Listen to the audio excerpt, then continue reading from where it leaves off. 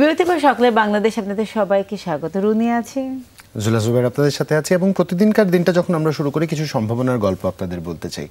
আমরা আমাদের প্রত্যেকের ব্যক্তিগত জায়গা থেকে নিজের মধ্যের যে সত্তাটা আছে সেই সত্তাটাকে খুঁজে বার করবার একরকম সংগ্রামে প্রতিদিন থাকি। সেই সংগ্রাম জীবন জীবিকার তাগিদ হতে পারে, সেই সংগ্রাম যে কোনো মনন বিকাশে নিজেকে নিযুক্ত করা হতে পারে। দিন শেষে উদ্দেশ্য একটাই থাকে, কোনো না কোনোভাবে নিজের জীবনের সাথে প্রকৃতি এবং চারপাশের যেন একটা সম্মিলন ঘটানো যায়। আজ দুজন মানুষ আমাদের সাথে আছেন, তারা দুজন যেই পেশায় নিযুক্ত আছেন কিংবা তাদের ভালো লাগার যে জায়গা আছে তা আমাদের প্রত্যেকের সাথেই সম্পর্কিত এবং সর্বোপরি সবচেয়ে বেশি অনুপ্রেরণার, কারণ আমাদের ভালো লাগা ভালোবাসা সব কিছুর মিশেল তাদের কাজের সাথে মিশে রয়েছে। একটু পরিচয় করাতে চাই আমাদের সাথে আজ যে অতিথিরা আছেন। প্রথমে আমার ডান থেকে পরিচয় করাচ্ছি, আমার সাথে আছেন সুরঞ্জনা ভট্টাচার্য, একই সাথে আছেন অধ্যাপক শিশির ভট্টাচার্য। আপনাদের দুজনকেই শুভ সকাল এবং স্বাগত সকালের বাংলাদেশে। শুভ সকাল। কেমন আছেন আপনারা? ভালো আছি। ভালো, চমৎকার। এত সকালে ওঠা হয়? আমার ওঠা হয় না, ও উঠে যায়। আচ্ছা, সকালের তাহলে ওঠা হয়, সূর্যটা দেখা হয়। দিনের শুরুটা কি করে করেন? আমি তো আমার ক্লাস থাকে 9টায়, জি, তার আগে একটু প্রস্তুতি থাকে। তারপর ও যেহেতু অসুস্থ, আমাকে একটু রান্না বান্নার ব্যবস্থা করতে হয়, নাস্তার ব্যবস্থা করতে হয়, ঘরটা ঝাড় দিতে হয়। এগুলো করতে আমার 8:30 বেজেই যায়। যেতে যেতে রিক্সায় করে আবার যেতে হয়, তারপর মোটামুটি পৌঁছি তখন ছাত্ররা আসে। একটা অন্যরকম সকালের শুরু আসলে আমরা শুনলাম। আচ্ছা, এরকমই হওয়া উচিত। এরকম চলছে। ওর যখন থেকে অসুস্থ, তার আগে ওই করতো, গত 15 বছর ধরে তো অসুস্থ, সে 2007 থেকে, তখন থেকে অনেকটা এটাই করতে হয় আর কি। আর ও যেহেতু ব্যথায় ভোগে, রাতে ঘুম হয় না, ঘুমটা একটু সকালেই হয়, ওর আমাকে সেটা ব্যবস্থা করতে হয়। আচ্ছা, মানে যত হাসতে হাসতে উনি কথাটি বললো, অনেক কঠিন সংগ্রাম রুনিয়া, এবং সর্বোপরি অনেক সাহসী একজন মানুষ আপনি, নিঃসন্দেহটা বলে দেওয়া যায়, এবং বিশাল ধৈর্য। কারণ রান্না বান্না রোজ করতে 2-1 দিন হলেই ঠিক আছে, রোজ করাটা খুব মুশকিল। ভাষা নিয়ে কাজ করেন এবং ব্যাকরণের মতন ঘটমট জিনিস নিয়ে কাজ করেন, তার ধৈর্য অবশ্যই বেশি হবে। রান্না আমার কাছে রিল্যাক্সের ব্যাপার। আমার যখনই মন খারাপ আমি রান্না করতে চলে যাই বা বাসন ধুতে চলে যাই, মানে পানিটা যখন পড়ে আমার কিন্তু মনটা শান্ত হয়ে যায়। রান্নাও কিন্তু আমার কাছে খুব ভালো লাগে, রান্না করাটা মানে একরকম থেরাপির মতো কাজ করছে আপনার জন্য। তারা যে কেউ করে দেখতে পারে, রান্না করলে কিন্তু মনটা শান্ত হয়ে যায়। ধরেন খুব ঝগড়া হলো, আপনি রান্না করতে চলে গেলেন, বাসন ধুতে দেখবেন আপনার মন ভালো হয়ে যাবে। না মানে প্রচলিত মানে সত্যটা হচ্ছে, মানে ঝগড়া টগড়া করে নাকি রান্না করতে গেলে লবণ টবণ এদিক ওদিক হয়ে যায়, মানে সেই সম্ভাবনা আছে কিনা। যাই হোক, একটু আপনাদের কাজ নিয়ে জানতে চাই। সুরঞ্জনা ভট্টাচার্য, একটু আপনার কাছ থেকে জানতে চাই। চমৎকার একটা প্রদর্শনী চলছে আপনার, একটু প্রদর্শনীটা নিয়ে আমাদের বলবেন এবং এই প্রস্তুতিটা কতদিন ধরে নিয়েছেন? এটা ঠিক প্রদর্শনী হবে ভেবে কাজ করা হয়নি। আমি 2007 থেকে একটা রেয়ার একটা রোগে ভুগছি, ডিস্ট্রফি নাম। তো এটা হচ্ছে আপনার নার্ভ সিস্টেমটা ডিসঅর্ডার আছে, সিম্প্যাথেটিক নার্ভ সিস্টেম ডিসঅর্ডার বলে ডাক্তাররা।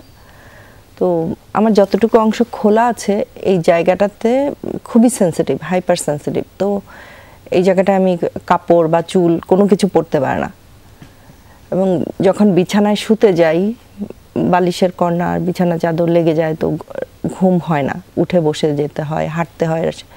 অলমোস্ট সারা রাত হাঁটতাম আমি একটা সময়। তারপর 2014 সালে হঠাৎ করে প্যারালাইজড হয়ে গেলাম। তখন প্রায় বছর খানেকের মতো বিছানায় টানা। তো প্রথম দিকে ভেবেছি ঠিক হয়ে যাবে, তারপর দেখলাম ঠিক হচ্ছি না। তো একটা সময় ভাবলাম যে আর বোধহয় উঠে দাঁড়াতে পারবো না। তো আমার ছেলে থাকে কানাডায়, আমার স্বামী থাকে এখানে। তো আমাকে 6 মাস এখানে 6 মাস ওখানে তো করতে হয়। তো তখন এখানে এসে যখন আটকে গেলাম, প্যারালাইজড হয়ে গেল, তখন ভাবলাম যে হয়তো ছেলের সঙ্গে আর ওইভাবে দেখা হবে না। তো ওর জন্য একটা কাঁথা করতে শুরু করলাম। আচ্ছা, কাঁথাটার থিমটা এরকম রেখেছিলাম যে আমাকে যারা দেখতে আসতেন এরা বেশিরভাগই আমার বন্ধু বান্ধব, যারা আমার ছেলেকে ছোট থেকে দেখেছে। তো ওদেরকে বললাম রিকের জন্য 2 কথা লিখে যেতে। তো ওরা যখন লিখে যেত ওদের হ্যান্ডরাইটিংটার উপরেই আমি স্টিচ করতাম, আচ্ছা, যাতে ওদের লেখাই মনে হয়। তো এই কথাও মাস 1.5-এর মধ্যে শেষ হয়ে গেল, কিন্তু কতদিনে উঠবো বা উঠবো কিনা জানি না। তো ভেবে নিলাম সেই এখন না হয় 1.5 বছর বলছি, তখন তো একটা অনিশ্চয়তা যে আসল আদতে আমি কখনো সুস্থ স্বাভাবিক জীবনে ফিরতে পারবো কিনা জানি না। আমি নিয়েছি যে বেডসোর হয়ে পচে গেলে এখানেই শেষ হবে জীবন। তো ভাবলাম যে এটা ছেলের জন্য রেখে যাব, তো ওইটা শেষ হওয়ার পরে কি করব। আর ওর যেহেতু সারাক্ষণ কাজের জন্য দৌড়াতে হয়। তো একটা মুড়ির কৌটো 2 বোতল জল পাশে রেখে যেত, কিন্তু দিন তো কাটাতে হবে। আর আমি যেহেতু পেইন কিলার নিতে থাকি হাই ডোজে, আগে বই পড়তে ভালো লাগতো, এখন আমি ফোকাস করতে পারি না, বই পড়তে পারি না। তো দেখলাম কাঁথাটা করার সময় একটু আনন্দ পাচ্ছি, তখন ওই ছোট ছোট টুকরা কাপড় দিয়ে শুরু করলাম সেলাই। তো এই সেলাই জমতে জমতে প্রায় 100টার মতো কাজ জমে গেছে। আর মন্ট্রিয়ালে আমার যে হসপিটাল বেড, ওর সামনে একটা ছিল মাতিজের নীল নারী, ওরই কেনা। তো ওটা সারাক্ষণ ওটা দেখতাম। আর 92 থেকে 96 পর্যন্ত বোধহয় আমরা প্যারিসে ছিলাম, তখন প্রচুর মিউজিয়াম ঘুরেছি আমি, প্রচুর, আমার ভালো লাগে। তো তখন ভাবলাম যে ওদের মতো কিছু একটা করি, মানে এক্সিবিশনের চিন্তা ছাড়াই, জাস্ট নিজেকে আনন্দ দেওয়ার জন্য। করতে করতে অনেকগুলো জমলো। একদিন ও কিছু বাধাই করে, প্রায় 10-12টা বাধাই করে ওর অফিসে লাগালো, কিছু কিছু আমার ঘরে লাগালো। তো লোকজন আসে যায়, কখনো এটা আর্ট বা কিছু খেয়ালই করে না লোকজন, অ্যাকচুয়ালি ঘরে ঢুকে ড্রয়িং রুমেই আছে। তো ওরই, আমাদের দুজনেরই বন্ধু, আমাদের শিল্পী শিশির ভট্টাচার্য, ও বাসায় এসে জিজ্ঞেস করলো এই কাজগুলো কার, কোত্থেকে কেনা। তো আমি লজ্জায় বলছিলাম না যে এটা আমার কাজ। তো উনি 2-3বার জিজ্ঞেস করার পরে ও বললো যে শিল্পী আপনার সামনে দাঁড়ানো, জিজ্ঞেস করছে কোথা থেকে কেনা, কোথা থেকে কেনা। পরে জিজ্ঞেস করলো যে তোমার কি আরও কাজ আছে? আমি বলছি হ্যাঁ আছে। বলে আনো দেখি। তা আমি নিয়ে এসছি, নিয়ে আসার পরে বলছে যে এটার এক্সিবিশন হওয়া দরকার। তিনি সবসময় অসম্ভব অনুপ্রেরণা দেন সকলকে। হ্যাঁ, এবং তিনি খুঁজে খুঁজে বের করে আনেন, যার মধ্যে যেটুকু সম্ভাবনা আছে পুরোটাকে তিনি সামনে নিয়ে আসেন। অ্যাকচুয়ালি এখানে মানে শিশিরদা ছাড়াও আমার আরেকটা বন্ধু আছে, টরন্টোতে থাকেন, সৈয়দ ইকবাল। এরা দুজন মানে এই এক্সিবিশন শুরু না হওয়া অবধি পিছু ছাড়েনি। তারপর ও তো আলিয়াসের ডিরেক্টরের সঙ্গে কথা বললেন, আলিয়াসের ডিরেক্টর বাসায় আসলো, ছবিগুলো দেখলো, তারপর থেকে ওরও আগ্রহ বেড়ে গেল যে এটা একটু ডিফারেন্ট টাইপের কাজ, এটা সামনে আসা উচিত। একটু দর্শকদের বলে রাখতে চাই, আলিয়াস ফ্রান্সেস তো ঢাকার লা গ্যালারিতে চলছে, তাই তো? কবে থেকে কবে অবধি চলবে? শুরু হয়েছে গত পরশু 19 তারিখে, 19 এপ্রিল শুরু হয়েছে। এটা চলবে 27 এপ্রিল পর্যন্ত। বাহ, কোন সময় থেকে কোন সময় খোলা থাকছে? আমি থাকবো 3টে থেকে রাত 9টা অবধি। বাহ, চমৎকার। বাড়ি বসে যারা দর্শকেরা দেখছেন, একজন মানুষের ফিরে আসার গল্প দেখবার যদি মনের সেই দৃঢ় যে শক্তিটা আছে, মানসিকতাটা আছে, তা যদি দেখতে হয় অন্তত অবশ্যই ঘুরে আসবেন। কারণ আমি নিশ্চিতভাবে বলে দিতে পারি, যদি আমাদের সুযোগ থাকতো আপনাদের দেখাবার, দেখিয়ে দেওয়ার একটা চেষ্টা বা কৌশল হয়তো আমরা অবলম্বন করতাম, যে ফিরে আসবার যে তাগিদ এবং ফিরে আসবার যে মানসিক শক্তি, নিঃসন্দেহে তার প্রত্যেকটি কাজে আছে। একদম। এবং আমরা তো আসলে জানি যে এই ধরনের হাতের যে কাজগুলো হয় সেটা আসলে এক ধরনের থেরাপির মতনও কাজ করে, কারণ মানুষের ইমোশনের সাথে যুক্ত। তিনি তো সূচিকর্ম করছেন, আপনার সূচিকর্ম তো কাগজে কলমে। এবং এই যে ব্যাকরণকে মানুষ ভালোবেসে কি পড়তে পারে, এটা একটু আমাকে বলেন। না, আমি তো যখন বিশ্ববিদ্যালয়ে চাকরি পেলাম তখন ভাবলাম যে এবার লেখাপড়া করতে হবে। আগে লেখাপড়া পছন্দ করতাম না। তো যখন থেকে বিশ্ববিদ্যালয়ে শিক্ষক হলাম, যে এখন লেখাপড়া না করলে তো উপায় নেই। তো তখন যেহেতু আমি ভাষা পড়াই, তা আমি আর কি বা পড়বো, আমি তো সাহিত্য পড়তে পারবো না, আমাকে তো লিঙ্গুইস্টিক্স নিয়ে পড়তে হবে। তো আমি প্যারিসে গেলাম। প্যারিসে গিয়ে এর আগেও আমি একটা ডিগ্রি করেছি, কিন্তু এবার আমি লিঙ্গুইস্টিক্সে MA MPhil এগুলো করলাম, করার পর আবার ফিরে আসলাম। তো যেহেতু আমরা পড়াই, আমাদের তো পাবলিকেশন করতে হয়, আমাদের কাজই লেখাপড়া ছাড়া আমি করবো না বা করতে চাইও না। তো সেহেতু ব্যাকরণ নিয়ে কাজগুলো করতে হয়। যেহেতু বাংলা ভাষার প্রতি একটা দরদ আছে আমার। বাংলা কিন্তু আমার মাতৃভাষা না, আমার মাতৃভাষা কিন্তু চট্টগ্রামী। বাংলাটা আমি শিখেছি স্কুলে, তাই না? তো এই বাংলা নিয়ে এই বিষয় নিয়ে তার একটা বিস্তর আলোচনা হবে। তো এই বাংলা যেহেতু আমি শিখেছি, এটা আমার চয়েস, মানে আমি মানে পছন্দ করে শিখেছি, আমার ভাষা যেহেতু আমাদের রাষ্ট্রভাষাও বটে। তো এর উপরে আমি চেষ্টা করছি কাজ করতে, যে যতটা সম্ভব আর কি। যেমন বাংলা ভাষার শব্দ গঠনের একটা সম্পূর্ণ বর্ণনা আমি দিয়েছি, বাংলা ভাষার উচ্চারণের একটা সম্পূর্ণ বর্ণনা আমি দিয়েছি, ফোনোলজি, সেগুলো ছাপাও হয়েছে। খুব একটা লোক বেশি পড়ে না হয়তো, কিন্তু বাজারে আছে, এগুলো প্রথমা থেকে ছাপা হয়েছে, বাজারে আছে। স্যার, ওই যেটা বলছিলাম, আমাদের শৈশবটা আসলে ব্যাকরণের সাথে সম্পর্কটা এমন ছিল, আমি জানি হয়তো বা আপনারও ছিল, যে ব্যাকরণ যেদিকে তার উল্টো দিকে যদি হাঁটা যায়, একরকম ভীতি তৈরি হয়েছে ছোট থেকে, শৈশব থেকে, কারণ খুব মজা করে কেউ শেখায়নি। তবে হ্যাঁ, আমি সৌভাগ্যবান, রুনিয়াকে মাঝে মাঝে বলবার সুযোগ হয়। আমার একজন বাংলার শিক্ষিকা ছিলেন, যিনি আমাকে শব্দের উচ্চারণের এমনই প্রেমে ফেলেছিলেন, তারপর একটা ব্যাকরণের প্রতি আমাদের অন্যরকম ভালোবাসা তৈরি হয়েছে। স্যার, এই যে আমাদের গোড়াতে যেই গলতটা হয়ে গেছে বা জাতির শুরু থেকে যেই ভুলটা আমরা করেছি, শুধরাবার এখনো সময় আছে কিনা? আছে। আমার মনে হয় আমরা আমাদের ব্যাকরণে অপ্রয়োজনীয় কিছু পড়াই, যেমন ধরুন সন্ধি, সমাস, এগুলো ইংরেজিতেও আছে, ফরাসিতেও আছে, কিন্তু ওদের সঙ্গে পড়ানো হয় না, বা পড়ানো হলো ধরুন সামান্য। এটা কোনো লিঙ্গুইস্ট জানতে পারে, কিন্তু ছাত্রদের সেগুলো জানার দরকার নেই। আমাদের দরকার হচ্ছে কিভাবে ভালো করে লিখতে হয় এবং কিভাবে কথা বলতে হয়, যে আপনার মতো আপনার মতো, এটা আমাদের স্কুলে শেখাতে হবে। লেখা, পড়া, বলা, এটা না করে আমরা ব্যাকরণে একটু সময় নষ্ট করি। যে ব্যাকরণ দরকার নেই সেগুলো পড়াই। আমরা যদি বাদ দেওয়া হয়, যদি মনোযোগটা এইদিকে দেওয়া হয়, তাহলে আমার মনে হয় জাতি একটু আরো সুগঠিত হবে। বাহ, কি চমৎকার, কি চমৎকার, কি চমৎকার। মানে অনেকদিন পর কেউ একদম একটা সত্য কথা বললো। আমি আবার স্কুলে যেতে চাই স্যার, আমি আবার স্কুলে যাওয়া শুরু করতে চাই। তাহলে এখন আমি আমার মেয়েদেরকে বকা দিতে পারবো না, ওদেরকে বলবো ব্যাকরণ না শিখলেও হবে, ব্যাকরণের কিছু অংশ শিখতে হবে, কিছু অংশ শিখতে হবে, হ্যাঁ, কিন্তু শব্দ গঠন, বাক্য গঠন, উচ্চারণ এবং তার সাথে হচ্ছে ভাব প্রকাশ, সেটার দিকে বেশি মনোযোগ দেওয়া প্রয়োজন। স্যার, একটু জানতে চাই, প্রথমে আপনার কথাই আপনি বলেছেন যে প্রথমে পড়ালেখার প্রতি আগ্রহ ছিল না, এই আগ্রহটা কি করে তৈরি হলো, বা কি করে আপনি আসলে নিজেকে এভাবেও আবিষ্কার করা যায়, এটা আবিষ্কার করলেন? না, পড়ালেখা মানে আমি তো বই পড়ার আগ্রহ ছিল, মানে স্কুলের পড়ায় খুব একটা আগ্রহ ছিল না আর কি। আর আমি একটু কম বয়সে লেখাপড়া শুরু করেছিলাম, আমার মনে হয় আমার ব্রেনের উপর চাপটা বেশি পড়ে গিয়েছিল। মানে আমি 14 বছরে আমি এসএসসি পাস করেছি, একটু বেশি হয়ে যায় যাও। কিন্তু যখন থেকে বিশ্ববিদ্যালয়ে পড়াই, তখন আমি মনে করি বিশ্ববিদ্যালয় যদি কেউ হয়, আমার টিচার আমাকে বলতেন যে once you are university teacher you must study, তোমার আর কোনো অজুহাত নেই। কিন্তু আমাদের দেশে কিন্তু আমরা সেটা দেখি না। হ্যাঁ, আপনি কলেজ টিচার পড়ছেন না, ঠিক আছে, কিন্তু বিশ্ববিদ্যালয়ের শিক্ষক কিন্তু আপনাকে লেখাপড়া করতে হবে, কারণ আপনি জাতির বিবেক এবং আপনি সর্বোচ্চ প্রতিষ্ঠানের শিক্ষক। তো এইটা যেহেতু আমি ব্যাকরণে লেখাপড়া করেছি, আমি সেটাকে প্রয়োগ করছি বাংলার উপরে এবং ফরাসি ভাষার উপরে অল্প স্বল্প।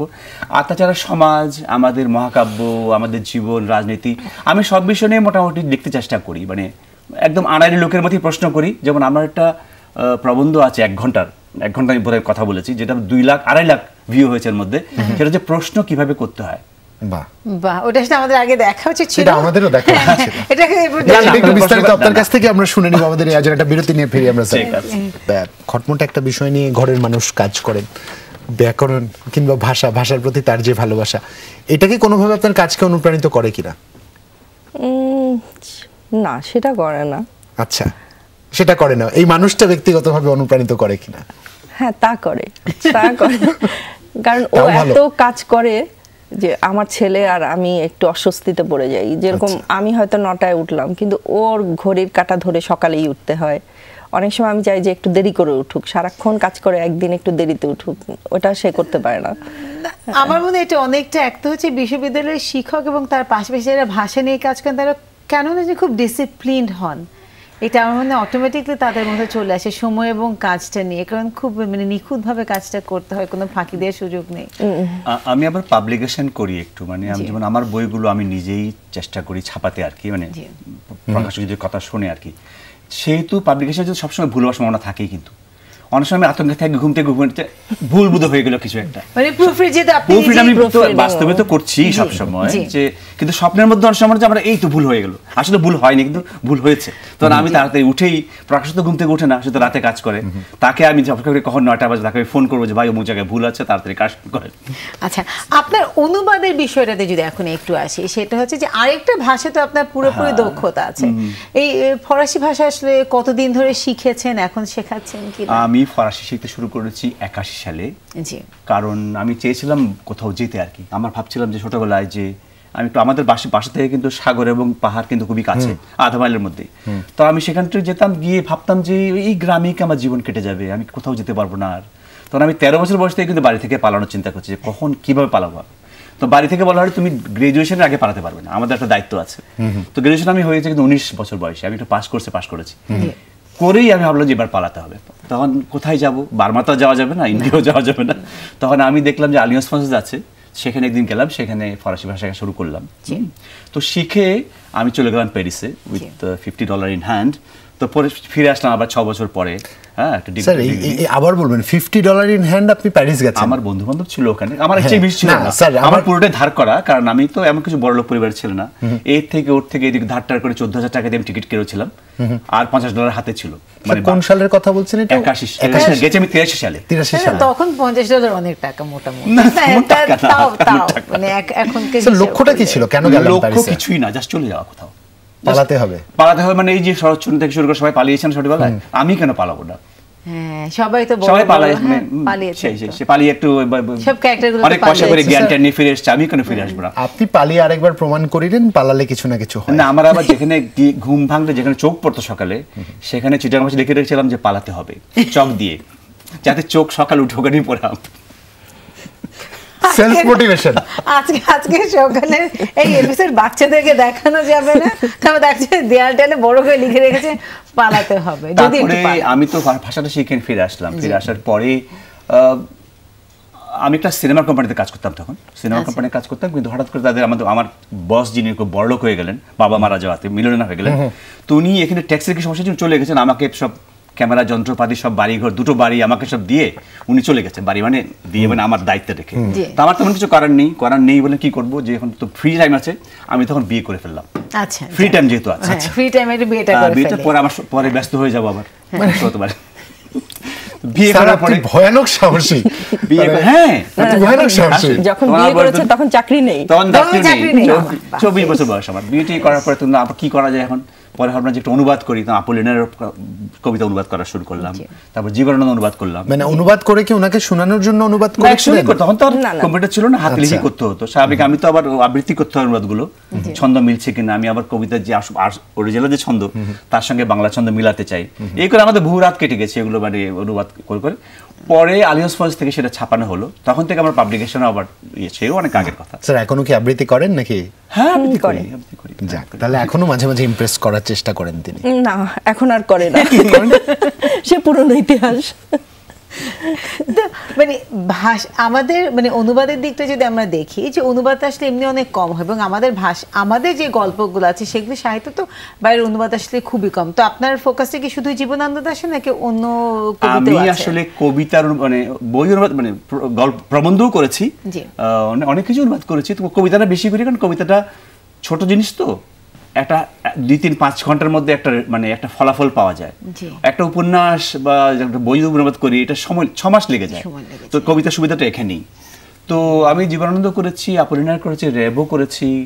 এবার অদ্রে মালরো যখন বাংলাদেশে এসেছিল সেই 73 সালে, তার উপরে একটা বই লেখা হয়েছে, যেটা মাননীয় প্রধানমন্ত্রী শেখ হাসিনা ভূমিকা লিখেছেন, সেটা ছাপা হবে ধরেন এই মাসেই হয়তো সম্ভবত। তো মালরো বাংলাদেশ, তো এটা তারপর বদলিয়ারের কবিতা অনুবাদ করেছে 100টার মতো, এগুলো আস্তে আস্তে ছাপা হবে। স্যার আপনার না হয় পালাবার একটা তাগিদ ছিল, নতুন কিছু শিখবার তাগিদ ছিল, কিংবা ইমপ্রেস করবার একটা বিষয় ছিল, আপনি একটা ভাষা শিখেছেন, ভালো লাগা ভালোবাসা ছিল। নতুন যে প্রজন্ম আগামীতে যারা বাংলাদেশের প্রতিনিধিত্ব করবে, তাদের কি এরকম ভিনদেশি ভাষার প্রতি আগ্রহ আছে, না হারিয়ে ফেলেছি আমরা পুরোপুরি? আসলে ভাষা শেখাটা একটা স্কিলের ব্যাপার, তো অনেকেই শিখতে আসে। আমি তো 40 বছর ধরে এই জগতে আছি, কিন্তু এর জন্য যে কষ্টটা করতে হয় সেটা করতে রাজি নয়। কিন্তু ভাষা যদি আপনি একটা ভালো করে জানেন, আপনার কিন্তু আর আয়ের কোনো সমস্যা নেই। কিন্তু ওই যে শেখা 3টা বছর একদম দেওয়া, এটা আমাদের জানি না আমাদের গরমের কারণেই কিনা, আপনি একটু আগে তো দাবদাহের কথা বলছিলেন, বা আমরা শারীরিকভাবে দুর্বল বলে কিনা, আমরা এই সময়টা দিতে চাই না।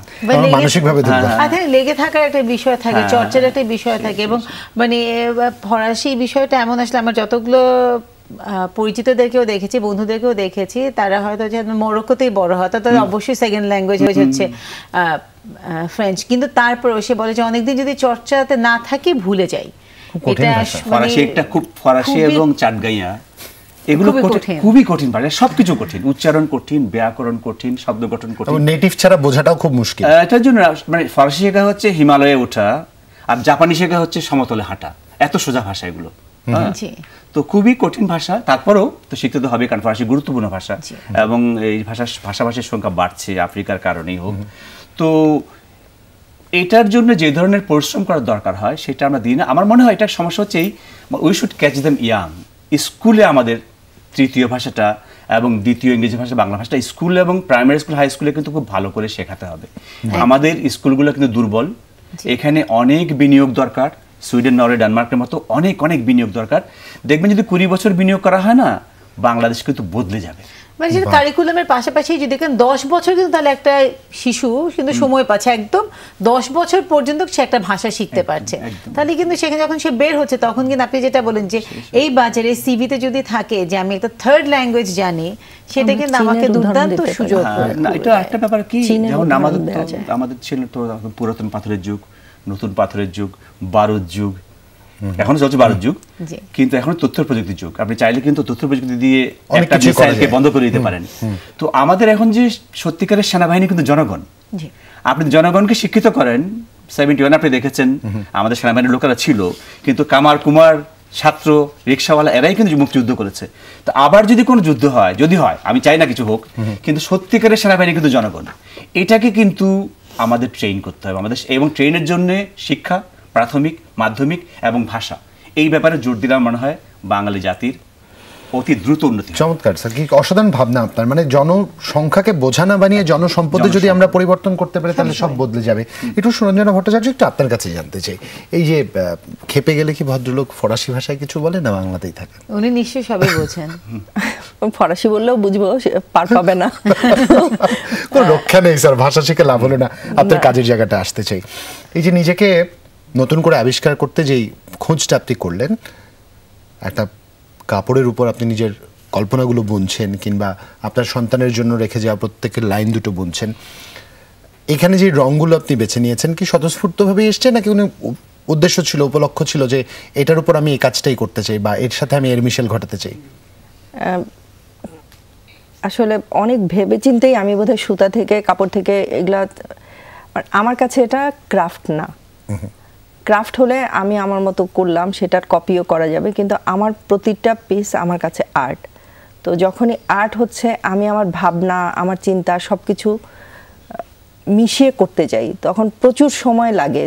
অনেক সময় দেখা যায় একই শেডে আমি অনেকগুলা সুতা নিয়ে বারবার দেখছি, পাচ্ছি না, বুঝতে পারছি না, মনে হচ্ছে এটা দিলে ভালো হবে, ভালো হবে না। ওকে জিজ্ঞেস করছি, অনেক সময় ছেলেকে জিজ্ঞেস করি, ছেলে বিরক্ত হয়ে যায়, তোমার কাজ তুমি দেখো। কিন্তু আমার যেহেতু এটা শিল্প, এটা মানে স্বতঃস্ফূর্তভাবে দেয়া যায় না, এটা চিন্তা ভাবনা করে ভেবে চিন্তে, যেভাবে হয় না একটা শিল্পী তার রং বেছে নেয়, হ্যাঁ সেটাই, যেভাবে লেখক তার শব্দ বেছে নেয়। আমি যোগ করি, আসলে শিল্প জিনিসটা বা ইচ্ছা করলেই কিন্তু এটা হয়, এটা পারা যায় না। যেমন যে ফালিগুলো, সে যায় ফালিগুলো কিন্তু নির্ধারণ করে কোনটার সময় কোনটা যাবে। প্রথমে সে ফালিটা একটা বাছাই করে, কিন্তু পরে ফালি তাকে বাধ্য করে কিন্তু যে আমি এই ফর্ম নেব। কিন্তু মানে শিল্পটা কিন্তু হয় আসলে, মানে শিল্পটা আবির্ভাব হয়। যেরকম আমি হয়তো একটা থিম চিন্তা করে কাপড়টা সেট করলাম না, আমার ব্রেনের ছবিটা কিন্তু আছে, কিন্তু যখন আমি বাস্তবে করতে যাই আমি অনেক সময় বিরক্ত হয়ে যাই যে আমি এটা চাইনি, এটা কেন এরকম হয়ে যাচ্ছে। তো দেখা যায় মানে যুদ্ধ চলে যেন দুইজনের, পরে আমি ওটাতেই হার মানি। আমরা আসলে এটা নিয়ে পরে কথা বলবো। যদি সুরঞ্জনা, আপনার কাছে একটা প্রশ্ন জানতে চাই, সেটা হচ্ছে যে আমরা আমাদের কাঁথা শিল্পর কথা যদি চিন্তা করি, যে সেখানে কিন্তু আমরা জানি যে এটা একটা আদি ইতিহাস আমাদের আছে। আমরা কাঁথাতে সবসময় গল্প বলতে পছন্দ করি, তো শাড়িতে মানে ফোর কাটা সেটা আমাদের মধ্যে আছে, সেলাইটা। কিন্তু এটাকে আলাদা করে স্টিচটাকে কোলাজ করে যে শিল্পটা, সেটা কিন্তু আবার আমরা যদি ইন্টারন্যাশনাল ওয়াইজ দেখি, সেখানে কিন্তু আন্তর্জাতিকভাবে বিভিন্ন দেশ কিন্তু সেটাতে কাজ করেছে, এবং আপনি যেটা বললেন আপনাকে অনুপ্রাণিত করেছে। এখন কি এটা সময় এসেছে যে আসলে আমরাও এই ভাবনাটা নিয়ে ভাববো, শুধুমাত্র নকশি কাঁথায় থাকবো না, সেটাকে আরেকটু অন্যভাবে উপস্থাপন করা যায় কিনা সেটাকে সামনে তুলে ধরবো? নকশি কাঁথা তো গল্প বলা, সেটা আমাদের মনে হয় বাংলাদেশের সব মেয়েই এই কাজটা শেখে, ছোটবেলায় বাবা মা বাধ্য করে শিখতে, আমরা শিখি, কেউ আনন্দে।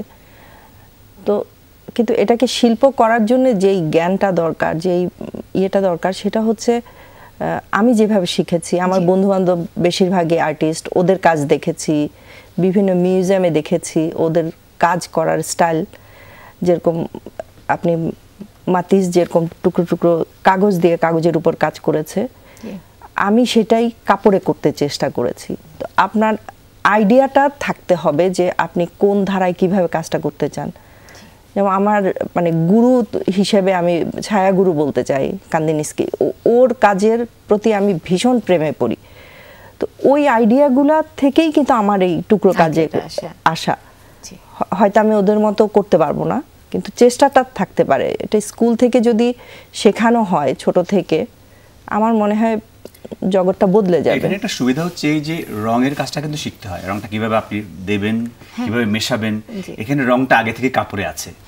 তাহলে কাজটা ধরেন আপনি আর্ট কখনো শিখেননি, আপনি আর্ট করতে চান, সেক্ষেত্রে কাপড় কাগজ কিন্তু আপনাকে সাহায্য করতে পারে। যেমন মাতিস যখন কেটে করেছে নীলরমণী, উনি চোখে দেখেন না, ওনার উপায় কি?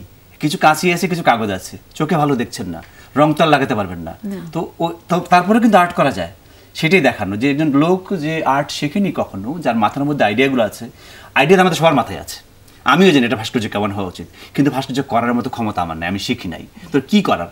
আমার কাছে যদি একটা নরম কাদার মতো কিছু থাকে, যদি আমি সেটা যতটা করা সহজ, পাথর দিয়ে ওখানে যতটা সহজটা, তো কাপড় আপনার কাজটা সহজ করতে চাই, কারণ কাপড়ের মধ্যে এমন টেক্সচার, এমন বুনন, এমন রং আছে যেগুলো ধরেন আপনি রং দিয়ে করতেই পারবেন না, আসবে না। তো এই ব্যাপারটা কিন্তু আমাদের সবাইকে কিন্তু শিল্পী করে তুলতে পারে। একজন অসুস্থ রোগী, ও যেরকম বা অসুস্থ রোগী, তার সময় কাটানোর জন্য এক হাতে সেলাই করতে হয়। জি, সেটারও ভাবছিলাম, যেটা তো নিশ্চয়ই আরো অনেক বেশি চ্যালেঞ্জিং ছিল, যে মানে ব্রাশ দিয়ে এক হাতে স্ট্রোক করাটা কিন্তু ইজি। হ্যাঁ, যে এখানে কিন্তু হাতের বুনোটে, কারণ আমরা জানি কাপড় তো ধরে রাখতে হয়, তাহলে সেটাকে ফ্রেমে ফেলতে হবে, ফেলে তারপর তো কাজটা করতে হবে। আমি অবশ্য ফ্রেমে ফেলে করিনি কোনো কাজ, কারণ ফ্রেমে ফেলতে গেলে ওটা প্রেসার দিয়ে সেট করা আমার জন্য সম্ভব না। আমার প্রতিটা কাজই হচ্ছে টেবিলের উপর। অনেক সময় দেখা যায় সুস্থ থাকলে আমি যেরকম নিচে বসতে পারি না, উঠতে পারি না, হ্যাঁ, অনেকগুলো আছে ছোট ছোট প্রতিবন্ধকতা, তো ওইগুলা ছাড়িয়ে টেবিলের উপর রেখেই করা। তো ওইটার সময় অনেক সময় দেখা যায় পিন দিয়ে আটকাতে ওকে ছেলেকে রিকোয়েস্ট করতে হয়, কারণ ওইটা তো সেট না করলে সরে যাবে। আর তারপর যখন আমি এটা নিয়ে নিই, বড় কাজটাকে যখন কোলে নিয়ে করতে হয় বা টেবিলের উপর রেখে করতে হয়, পুরো ক্যানভাসটা আমি দেখতে পাই না, তো আমাকে ছোট ছোট অংশে দেখতে হয়। তো আবার সেটাকে ছড়িয়ে, যেরকম আমি ওদেরকে বলি যে একটু ধরো দেখি, কারণ ওইটুকু করার মানে এদের অবদান অনেকখানি। অনেক সময় দেখা যায় কি আধা ঘন্টা ধরে কাজ করছে কথা জানেন, নিজের শাড়ির সঙ্গে সেলাই করে ফেলেছে। হ্যাঁ, আবার পুরোটা খুলতে অনেক বেশি, অনেক সময় বিছানা চাদরের সঙ্গে সেলাই হয়ে গেছে, তখন বড় জিনিস, তো তখন ওটা আবার খোলো, আবার করো, এই ধরনের কাজ হবে, তখন পুরো 3 ঘন্টা নষ্ট খোলা এবং করতে গিয়ে। এই ব্যাপারগুলো আছে, যেটা আর্টিস্টেরও হয়, যে রং লাগালাম, উনি আবার সাদা রং দিয়ে দিলেন, এটা তো সাদা রং দেওয়া না, এটা তো পুরোটা আবার খুলতে হবে। স্যার, কজন মানুষ আপনাকে এই পর্যন্ত বলেছে আপনি প্রচন্ড শক্তিশালী মানসিকতা সম্পন্ন একজন মানুষ? কজন বলেছে? অত সময় আছে বাংলাদেশের লোকের মানুষকে খেয়াল করার? কেন বললাম স্যার, আপনি যত সহজভাবে প্রত্যেকটা জীবনের বাস্তবতা বলছেন, এত সহজ না জীবনের গল্পগুলো। জীবনের গল্পগুলো অনেক কঠিন, অথবা হতে পারে জীবনের গল্পগুলো এতই সহজ, কিন্তু আসলে আমরা অনেক কঠিন করে ফেলি। আমার তাই মনে হয়। লোকে যেমন বলে যে আপনি এত কিছু কিভাবে করেন, খেয়াল করেন না। আমি যখন বলি যে আমাকে এখনই বাসায় ফিরতে হবে, হ্যাঁ এখানে বাসায় ফিরতে হবে, আপনি একটু আড্ডা দেন, আমি না আমার ওয়াইফকে আমার খাওয়াতে হবে দুপুরে, এটা কি ধরনের কথা? আমি খাওয়াতে হবে, কারণ সে ফ্রিজ খুলে নিতে পারবে না তরকারিটা। খুবই সাধারণ সমস্যা, কিন্তু আমার জন্য, ওর জন্য এটা বড় সমস্যা। আমাকে বাসায় ফিরতে হবে, কারণ আমাকে ওকে খাইয়ে তারপর আবার আসতে হবে, সুতরাং আমি 2টার আগে পর্যন্ত কাজ করতে পারবো, পরে কাজ করতে পারবো না। আমার কলিগরা এগুলো বোঝে না, কারণ ওদের তো বউদের জন্য, আমি তোমার যে বউ আর আমার যে বউ এক বউ না, আমার জীবন অন্যরকম। এটা এক্সপেন্সিভ বউ। মানে ভদ্রলোক এরকম রসিক ছিলেন বরাবরই? হ্যাঁ, লোকটা বুঝে শুনেই ধরেছে আর কি। আমি কিন্তু খুব পান করি আর কি, আমি বাংলাদেশে একমাত্র করি। পান তো আপনি বুঝেন, শব্দ নিয়ে, যেমন ধরুন বলতে আমি অনেকদিন বিল পাচ্ছি না, আমি বলবো আপনি ধরুন নাবিল হয়ে আছেন। স্যার, পানের তো কোনো বই আছে আপনার? আমার একটা বই, পানের বই নেই, পান দিয়ে একটা প্রবন্ধ লিখেছি না, পুরো একটা প্রবন্ধ। আর একটা বই আছে, ভুলে গেছে প্রবন্ধ, মানে রাজনৈতিক শব্দরঙ্গ, এই ধরনের কিছু একটা বই আছে কথাকলি, ওখানে অনেকগুলো পান আছে। অসাধারণ। আমি এখানে একটা কথা অ্যাড করতে চাচ্ছি, যেরকম শিশির একা করছে সেটা সত্যি না, কারণ শিশির এখানে থাকে। আমি ছেলেকে আমরা ক্রেডিট দিচ্ছি, শুধু বাবাকে ক্রেডিট দিচ্ছি না, এটা আমার জন্য কষ্টের হবে, কারণ ছেলে বেশি করেছে আমার জন্য। নিশ্চয়ই, কারণ ছেলে যেহেতু কানাডা আছে, ওইখানে জীবনটা তো অন্যরকম ব্যস্ততায় কাটে, ওখানে নিশ্চয়ই তাকে বাড়তি করে সময় দেয়, এটার জন্য একটু সময় খুঁজে আসলেই বার করতে হয়। আর একটা রোগের সঙ্গে বসবাস কিন্তু সহজ না, রোগীর জন্য তো নাই। এটাই বারবার স্যার আপনাকে বলবার চেষ্টা করছিলাম, আপনি কথাটা ঘুরিয়ে দিচ্ছিলেন। চারপাশের লোকের জন্য একটা সহজ জীবন না, এটা একটা আলাদা জীবন, এটা যাপন করতে জানতে হয়। যেরকম আমি সারা রাত যখন ঘুমাই না, হাঁটাহাঁটি করি, 5টা 5:30টায় আমার ঘুম, মানে ক্লান্ত হতে হতে এমন জায়গায় যাই যে আমার তখন ঘুম এসে যায়। তো ওই অবধি কিন্তু ছেলেকে বারবার এসে আমার গরম জল দিতে হচ্ছে বা ওকে উঠে গরম জল দিতে হচ্ছে। এরা কিন্তু অন ডিউটিতে, শুচ্ছে, বারবার উঠছে। কিন্তু যখন আমি সেজেগুজে বেরোই, লোকজন বুঝতেই পারে না যে 24 ঘন্টা ব্যথার সাথে আমি আছি। যেমন চুল বাঁধা, শাড়ি পরানো, এগুলো সব ছেলে ওদেরকে করতে হয়। কি চমৎকার অ্যাটেনশন পাচ্ছেন আপনি। না, আসলে আমি অনেক ভাগ্যবতী, কারণ আমার সাথে রোগীরা কিন্তু সুইসাইড করেছে ডিপ্রেশনে টিকতে না পেরে। সেখানে আমি সার্ভাইভ করে এত দূর এসেছি। আমি মানে যদি আমি কখনো শিল্পী হতে পারি, এই শিল্পী হওয়ার কৃতিত্ব কিন্তু এদের, কারণ এরা বাঁচিয়ে না রাখলে আমি এই কাজ করতাম না। এটা পুরোটা একটা সম্মিলিত যাত্রা, একটা চেনের মতো। কিন্তু সবার প্রতি মানে হয় না অবদান আছে, অনুদান নেই, ধরে নিলাম অনুদান। তুমিও পান করার চেষ্টা করছো, কি চমৎকার, মানে প্রভাবিত হওয়ার একটা ব্যাপার। মানে অনুপরিমাণ দান আর স্যার আপনাকে অসংখ্য ধন্যবাদ, এবং একই সাথে আপনাকে অসংখ্য ধন্যবাদ। আজ দিনের শুরুটা এভাবে হবে আশা করিনি। কি চমৎকার জীবনী শক্তি আপনারা সঞ্চার করে গেলেন। শেষ দুটো প্রশ্ন দুজনের কাছে রাখতে চাই। দর্শকরা আপনাকে খুব শুনছেন, আপনার শিক্ষার্থীরাও হয়তো শুনছেন, যাদের হয়তো আপনার জীবনের এই গল্পটা এইভাবে জানা নেই। আপনি একটা বিশাল বড় অনুপ্রেরণা অনেকের জন্য, আপনিও অনুপ্রেরণা। দুজনের কাছ থেকে অনুপ্রেরণার বাণীটুকু শুনবো, তার আগে একটু স্যার আপনার কাছ থেকে শুনি, কি বলবার আছে আপনার শিক্ষার্থী? আমার কথা হচ্ছে, জীবন তো একটাই, এটাকে ফুলে ফলে সাজাতে হবে। গাছ যেটা করে আর কি, পাতা বের হয়, শীতকালে পাতা ঝরে যায়, কিন্তু আবার পাতা বের হয়, ফুল হয়, ফল হয়। আমাদের জীবনটাকে এভাবে ব্যবহার করা উচিত। এবং এর জন্যে আমার কাছে জীবনটা হচ্ছে একটা সুন্দরবনে বাঘ শিকারে যাওয়া, তার জন্য বন্দুক জোগাড় করতে হবে, গুলি জোগাড় করতে হবে, সব নিয়ে সুন্দরবনে যেতে হবে, নাহলে বাঘের সামনে পড়লে বাঘ কিন্তু আপনাকে ছেড়ে দেবেন। প্রস্তুতি নিয়ে আছে, প্রস্তুতি নেওয়ার কোনো বিকল্প। এবং 3টা জিনিস আছে, সেটা হচ্ছে ভাগ্য, স্বভাব, চেষ্টা। যে 3টাতে টিক পড়ে আপনি মহাপুরুষ হয়ে যাবেন। কিন্তু ভাগ্যে টিক নাও পড়তে পারে, কিন্তু স্বভাব আপনার নিয়ন্ত্রণে আছে, বদলাতে পারেন। চেষ্টা তো আপনি করতে পারেনি, সুতরাং আপনার কোনো ক্ষমা নেই কিন্তু যদি আপনি বিফল হন। তো ভাগ্য আছে, তার সাথে হচ্ছে আপনার চেষ্টা আছে, কিন্তু স্বভাব নেই। স্বভাবটা তো চেষ্টা করতে হবে, চেষ্টা করলে তাহলেও তো ওখানে একটা বিপদ হয়ে যাবে। সহজ না, কিন্তু কঠিন তো করা যায়, কিন্তু ভাগ্যের উপর আপনার কোনো হাত নেই। ওই দুটো কিন্তু আপনার কিছুটা হলো নিয়ন্ত্রণে। নিশ্চয়ই। আপনি যদি সুরঞ্জনা একটু আমাদেরকে অনুপ্রেরণা দিতে চান, কি বলবেন? আমি বলবো চেষ্টা করে যান, ফল কি হবে সেটা ভাগ্যের ব্যাপার, কিন্তু চেষ্টাটা পুরোপুরি আপনার। আর বেঁচে থাকার মতো সুন্দর কিছু নেই। এরকম আমি যখন প্যারালাইসিস ছিলাম, তখন আমি ভেবেছি কোনোদিন উঠে আর গাছ পাখি ফুল কিছু দেখবো না, শুধু শুনে যাব। তো আমি যেদিন প্রথম উঠেছি, ওকে বলেছি যে আমার বাসা থেকে আজিমপুর দেখা যায় কবরস্থানটা। তো কবরস্থানটা হয় কি, অনেক গাছে সবুজ হয়ে আছে। তা আমি বললাম যে আমি আবার গাছপালা দেখতে পাচ্ছি, তার মানে আমি ফিরে আসছি, বেঁচে আসছি। একটা মজার ঘটনা বলি, ও তো প্রস্রাবটা আটকে রাখতে হতো বিছানায়। আমি পড়াতে যেতাম ব্রাকে, নিউ ইয়র্ক থেকে ব্রাক মানে মহাখালীতে।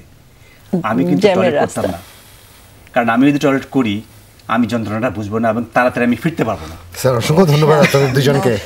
আসলে গল্পটা আর আমার পক্ষে ডাইজেস্ট করাটা খুব কঠিন, যত স্বতঃস্ফূর্তভাবে ওনারা বলছেন বিষয়টা এত সহজ না। তবে একটা কথাই শুধু বলতে চাই, জীবনে যে কোনো পরিস্থিতিতে যে কোনো সময়ে যদি মনে হয় যে না আর পথ খুঁজে পাচ্ছি না, আর ফিরে আসবার পথ পাচ্ছি না, এই দুজনের গল্পটা ইউটিউব থেকে ঘেটে আরেকবার দেখে নেবার চেষ্টা করবেন আজকে সকালের বাংলাদেশের এই আয়োজনে। আজকে এখানে বিদায় নিচ্ছি। আর শেষ কথা, ভালোবাসার মানুষটাকে ভালোবাসতে জানতে হবে, আর প্রচুর হাসতে হবে জীবনে।